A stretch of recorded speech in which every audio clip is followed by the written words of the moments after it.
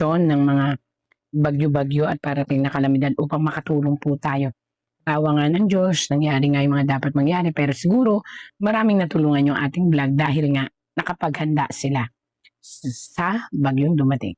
Ang ating itatarot ngayon, ito po ay request. So, sana naman po, tamaan ay huwag magagalit. Ito po ay isang katuwaan or entertainment use kung saan ang hiniling po sa ating itarot ay si Mr. Sherwin Gatchalian. Ako, kilalang kilala po ito ngayon. At ang dami po ang nag-re-request. Ano nga ba siya? Ano ba yung posisyon niya talaga na pinagkaloob sa kanya? So, ang daming napapasel kung ano talaga ang bakit siya nasa posisyon. Hindi naman daw siya abogado or what, or ang daming speculation. So, tingnan natin kung anong talagang meron kay Mr. Sherwin Gatchalian. Pakita mo sa akin, kaibigan, kung ano ang katotohanan. Ayan. Sherwin Gatchalian. Ito po ay tarot lang, pero as a tarot reader, i-interpret ko po ito at ipapaalam sa madlang people. Ayan. Ayon po sa interpretasyon, si Gatchalian po, o si Mr. Sherwin Gatchalian, ay may dalawang pundasyon na pumili.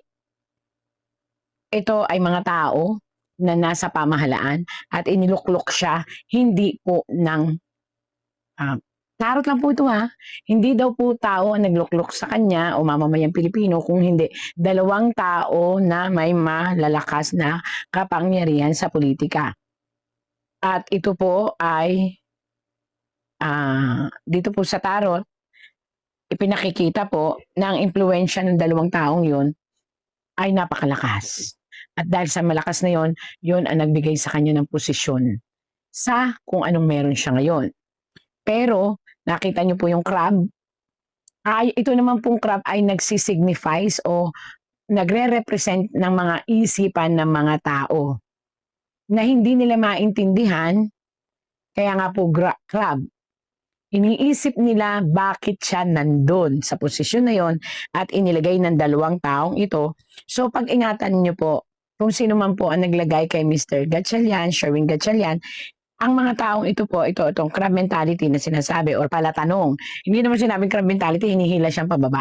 No. Ang ibig sabihin naman po nito ng pagiging crab mentality, kasi may tubig, tapos ay kulay pula, malaking question mark sa kanila. Bakit daw po siya iniupo? So yung tanong na yon, may mga makikita po kayo dito na bumabagsak mula sa, hindi po ito araw ito po ay isang buwan kung saan may mapaglaro sa loob.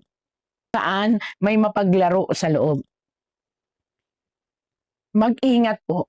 Kung sino man po ang naglagay sa kanya dyan, ay mag-ingat dahil mawawala ang anumang crab mentality. Kumbaga, kung anumang isipan ng mga tao na maganda sa inyo ay papangit. At kaya po may mga dashling na yan sa buwan, ibig sabihin, may maling sitwasyon na darating. Makaka-experience po si Sir Sherwin Gatchalian ng pagbagsak ng tiwala ng tao. Yan po ang ibig sabihin yan. Ito po ay premonition na may mga taong mawawalan or mamamayan or taong bayan na mawawalan ng tiwala kay Sir Sherwin Gatchalian. Ito po ay future. So pag-ingatan po. Ayan, kahit anong gawain, si Sir Sherwin Gatchalian ay madadawit sa pagkawala ng tiwala ng mamamayan dito sa dalawang taong ito. Eventually, hindi ko alam kung sino po itong taong to, pero malakas po sila sa politika. Kumbaga mataas ang posisyon. Na dapat si Sir Gatchalian ay okay lang, siguro madadawit sila sa kapalpakan nitong para kasing dito umaano ng maniobra. Pag mamaniobra ng dalawang ito at siya ay ginamit, iniupo doon, ang problema, taong bayan po ang mawawala ng tiwala kay Sir Sherwin Gatchalian. So ingat po, Sir Sherwin Gatchalian, ito po ay tarot lamang po. Pero kung inyong pakikinggan, may lesson po ito. Ang reputasyon ni Sir Sherwin Gatchalian ay tatanungin ng mga tao. Kaya pala ito dumating. So tatanungin ito ng mga tao kung ano ba talaga ang kakayahan niya. O kakayahan. And hindi maniniwala po, ito po kung ba't nakabaliktad po si Sir Sherwin. Hindi maniniwala po ang mga tao na walang motibo ang pag-upo po niya doon. So, magkakaroon talaga ng malaking question mark sa mga tao ang pag-upo ni Sir Sherwin Gatchalian. Ito po binabasa ko lang po ha. Ayan ang pinapakita ko po ang tarot. Ayan. At pag-iisipan talaga po siya ng hindi maganda na siya daw ay nagkamal ng napakalaking halaga o nabayaran. Yun po ay sabi ng tarot na iisipin ng mga tao. So tao ang mag-iisip, ang taong bayan, ito yung daan. Na siya ay may kapalit ang ginagawa niya. Hindi para sa taong bayan kung hindi para sa sariling kamay. Yun po, nakita nyo. May sariling kamay which since si Sir po ang aming tinatarot, ang aking tinatarot, kamay po niya yan. At isang malaking halaga or hindi man ito pera, ito ay kapalit or para umupo lang siya dyan, may kapalit na malaki to, the big. Maring ito ay reputasyon na ibibigay sa kanya, maring posisyon, maring pera. Basta ito po ay iisipin ng tao sa kanya. Kaya ito po ay kinakailangan na mapag-aralan ni Sir Sherwin Gatchalian at maisip niya na may mga titira sa kanya sa sitwasyon ng quality ng kanyang pagtatrabaho bilang isang Senate President. Ayan po.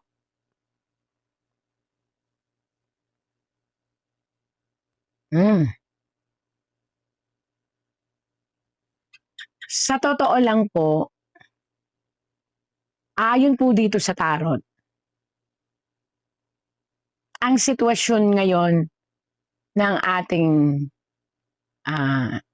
ekonomiya, yan po ng ating mga kasong idinudulog at pinag-uusapan lalo na po ang impeachment. Sa totoo lang po, ayon po sa tarot, sa isang maling move, kahit nino, si Sir Sherwin Gatchalian po ang mananagot. Kaya hawak niya ang bandera, siya ay parang bata na nakaupo, nakikinig, pero dapat matutunan niya na tumingin sa araw. Ayun po yung araw. Yun yung araw. At kahit iniluklok siya ng kahit sinong tao, sana sa puso't isip niya, ituwid niya ang dapat ituwid. Dahil kapag hindi at nagkamali siya, pati ang buong buhay niya sa politika ay masisira. Dahil mananaig ang salita ng taong bayan at puso ng taong bayan. Ito po'y babala na mananaig daw po, ayun, isang araw, mananaig ang boses ng mga mamamayang Pilipino. Kaya, ito po si Sir Sherwin Gatchalian, kinakailangan ngayon palang pag-isipan niya ang tama. Para hindi dumating po yung panahon na maging sacrificing lamp siya ng mga taong hindi nabasa o hindi napag-aralan ang sitwasyon ng mga bagay-bagay. Ayan po. Masyadong maano yung ating tarot. Parang sinasabi niya kasi dito sa tarot na to, kinakailangan lahat, sino man ang ang nakikinig or nagsasagawa ng isang kaso laban sa isang tao. Ayan din yun na idinidiin or hindi naman idinidiin kasi nililitis nga Pero kailangang boses ng tao ang pakinggan. upang hindi dumating ang panahon. Lahat ng dumidinig sa kasong ito ng impeachment po kasi ito, pwede rin yan ayan ay hindi mapasok again and again. Sir Gatchalian, sana ito ay napapanood niyo po. Yung po nakita ng tarot. Kinakailangan pong dumating ang time na tumingin kayo sa sikat ng araw at alamin talaga ang katotohanan. At kahit sino pa po ang maglagay sa inyo dyan, yung po ang payo ng tarot pilitin ninyong makita ang sinag ng araw. Ibig sabihin, sa tama po tayo. Kung ano man po yun. Upang hindi dumating daw ang panahon, nakababa po ang bandila. Ang bandila ay nakababa. Pero ang sikat ng araw ay nasa taas ng bandila. Ang ibig sabihin po nito, malaking mangyayari sa Pilipinas na maring kasangkutan ng pagkakamali ng mga desisyon ng mga tao, hindi isang tao lang po yun, mga tao na maaaring nakakausap nyo o kaya maaaring may kinalaman para sa mga bagay-bagay, kinakailangan pong pag-aralan na sa tama daw po o sa liwanag ng araw tumingin. Ibig sabihin, sa mga ebidensya tumingin, hindi sa mga naririnig o kahit sino naglagay sa inyo sa posisyon. Kung mali naman, kinakailangan sa sikat ng araw kayo titingin upang hindi lumadlad ang inyong, ang inyong bandilang pababa. So, ibig sabihin, tao ang huhusga kapag dating ng panahon. Naku, napakarami po ang magiging katanungan na maaaring magbigay sa inyo ng masakit na impresyon. Pero taong bayan, ito po kasi ibig sabihin ng taong bayan na matatalino, taong bayan na may nagtitingin talaga ng tama at mali. Taong bayan po ito at may 3 pyramid po ito. Ang ibig sabihin po nito, darating ang isang 3 malalaking unos sa pamumuno po ni Sir Gatchalian. At ito'y susubukin siya. Pero ito po ay kinakailangan lang na, again and again po, pakinggan ang taong bayan upang hindi po kayo makasama dun sa unos na bugso ng damdamin ng mga tao. Yung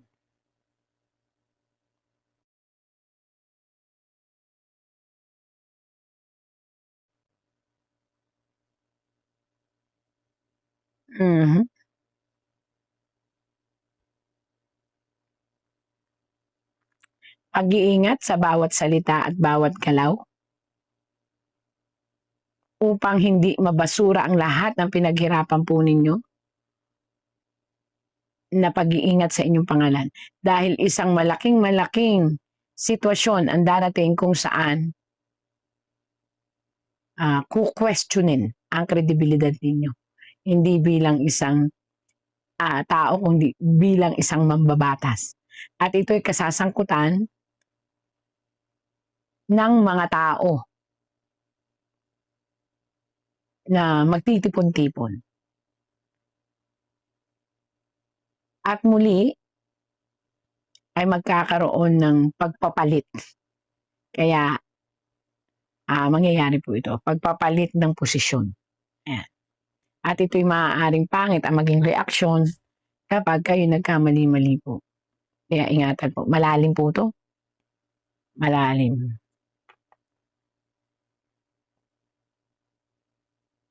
Sa usaping impeachment po,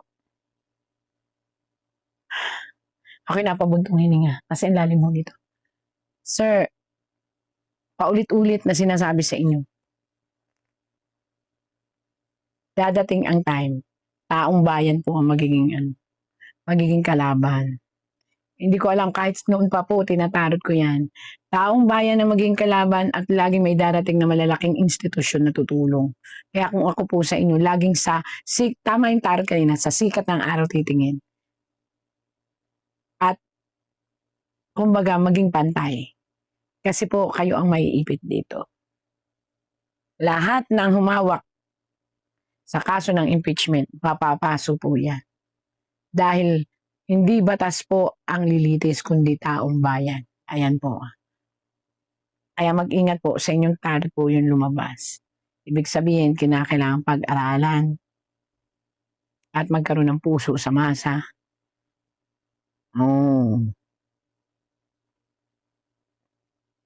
May isang taong nakamasid, nakatingin, or isang institusyon na nakamasid at nakatingin sa hawak ninyong impeachment, sa pagdinig ng impeachment.